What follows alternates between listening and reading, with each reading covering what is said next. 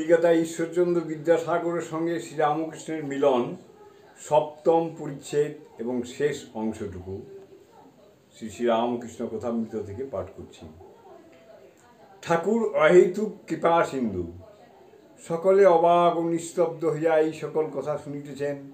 যেমন সাক্ষাৎ বাগবাদিনী শ্রীরামকৃষ্ণের জিহ্বা হাতে অবতীর্ণ হইয়া বিদ্যাসাগরকে উপলক্ষ করিয়া জীবের মঙ্গলের জন্য কথা বলিতেছেন। রাত্রি হইতেছে, 9টা বাজে। ঠাকুর এইবার বিদায় গ্রহণ করিবেন। শ্রীরামকৃষ্ণ বিদ্যাসাগরের প্রতি সহাস্যে, এই যা বললুম বলা বাহুল্য, আপনি সব জানেন, তবে খপর নাই। সকলের হাস্য। বরুণের ভাণ্ডারে কত কি রত্ন আছে, বরুণ রাজার খপর নাই। বিদ্যাসাগর সহাস্যে, তা আপনি বলতে পারেন। শ্রীরামকৃষ্ণ সহাস্যে, হাঁ গো, অনেক বাবু জানে না চাকর বাকরের নাম। সকলের হাস্য। বা বাড়ির কোথায় কি দামি জিনিস আছে। কথাবার্তা শুনিয়া সকলে আনন্দিত। সকলে একটু চুপ করিয়াছেন। ঠাকুর আবার বিদ্যাসাগরের সম্বোধন করিয়া কথা বলিতেছেন। শ্রীরামকৃষ্ণ সহাস্যে, একবার বাগান দেখতে যাবেন? রাসমণির বাগান, ভারী চমৎকার জায়গা।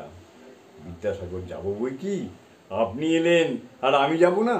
শ্রীরামকৃষ্ণ, আমার কাছে? ছি ছি। বিদ্যাসাগর, সে কি, এমন কথা বললেন কেন? আমায় বুঝিয়ে দিন। শ্রীরামকৃষ্ণ সহাস্যে, আমরা জেলে ডিঙ্গি। সকলের হাস্য।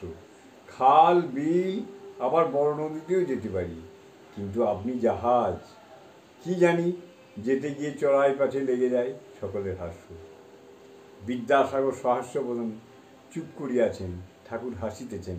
শ্রীরামকৃষ্ণ সহাস্যে, তার মধ্যে এ সময় জাহাজও যেতে পারে। বিদ্যাসাগর সহাস্যে, হ্যাঁ, এটি বর্ষাকাল বটে। সকলের হাস্য। মাস্টার স্বগত, নবানুরাগের বর্ষা, নবানুরাগের সময় মান অপমান বোধ থাকে না বটে। ঠাকুর গাত্রোত্থান করিলেন ভক্ত সঙ্গে। বিদ্যাসাগর আত্মীয়গণ সঙ্গে দাঁড়াইয়াছেন, ঠাকুরকে গাড়িতে তুলিয়া দেবেন। শ্রীরামকৃষ্ণ এখনও দাঁড়াইয়া রহিয়াছেন কেন? মূল মন্ত্র করে জপিতেছেন। জপিতে জপিতে ভাবাবিষ্ট হইয়াছেন। অহেতুক কৃপা সিন্ধু, বুঝি যাইবার সময় মাহাত্মা বিদ্যাসাগরের আধ্যাত্মিক মঙ্গলের জন্য মার কাছে প্রার্থনা করিতেছেন। ঠাকুর ভক্ত সঙ্গে সিঁড়ি দিয়া নামিতেছেন। একজন ভক্তের হাত ধরিয়াছেন। বিদ্যাসাগর স্বজন সঙ্গে আগে আগে যাইতেছেন, হাতে বাতি। পথ দেখায়া আগে আগে যাইতেছেন। শ্রাবণ কৃষ্ণা ষষ্ঠী, এখনো চাঁদ ওঠে নাই। তমসাবৃত উদ্যান ভূমির মধ্য দিয়া সকলে বাতির ক্ষীণালোকে লক্ষ্য করিয়া ফটকের দিকে আসিতেছেন। শ্রীরামকৃষ্ণ ভক্ত সঙ্গে ফটকের কাছে যাই পৌঁছিলেন, সকলে একটি সুন্দর দৃশ্য দেখিয়া দাঁড়াইয়া পড়িল। সম্মুখে বাঙালির পরিচ্ছদধারী একটি গৌরবর্ণ শ্বশ্রুধারী পুরুষ, বয়স আন্দাজ 36-37, মাথায় শিখদিগের ন্যায় শুভ্র পাগড়ি, পরনে কাপড়, মোজা, জামা, চাদর নাই।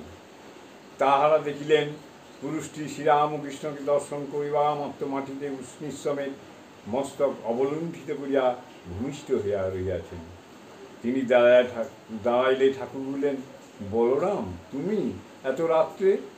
বলরাম সহাস্যে, আমি অনেকক্ষণ এসেছি, এখানে দাঁড়িয়েছিলাম। শ্রীরামকৃষ্ণ, ভিতরে কেন যাও নাই? বললাম, আজ্ঞা, সকলে আপনার কথাবার্তা শুনছেন, মাঝে গিয়ে বিরক্ত করা। এই বলিয়া বলরাম হাসিতে লাগিলেন। ঠাকুর ভক্ত সঙ্গে গাড়িতে উঠিতেছেন। এইবার ঠাকুর ভক্ত সঙ্গে আবার দক্ষিণেশ্বর ফিরবার জন্য গাড়িতে উঠিতেছেন। তাই ঠাকুর ভক্ত সঙ্গে গাড়িতে উঠিতেছেন। বিদ্যাসাগর মাস্টারের প্রতি মৃদুস্বরে, ভাড়া কি দেব? মাস্টার, আজ্ঞে না, ও হয়ে গেছে।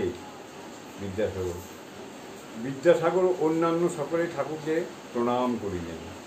গাড়ি উত্তরাভিমুখে হাঁকাইয়া দিল। গাড়ি দক্ষিণেশ্বরে কালীবাড়িতে যাইবে। এখনও সকলে গাড়ির দিকে তাকায়া দাঁড়াইয়া আছেন। বুঝি ভাবিতেছেন, এ মহাপুরুষ কে, যিনি ঈশ্বরকে এত ভালোবাসেন, আর যিনি জীবের ঘরে ঘরে ফিরছেন আর বলছেন ঈশ্বরকে ভালোবাসাই জীবনের উদ্দেশ্য।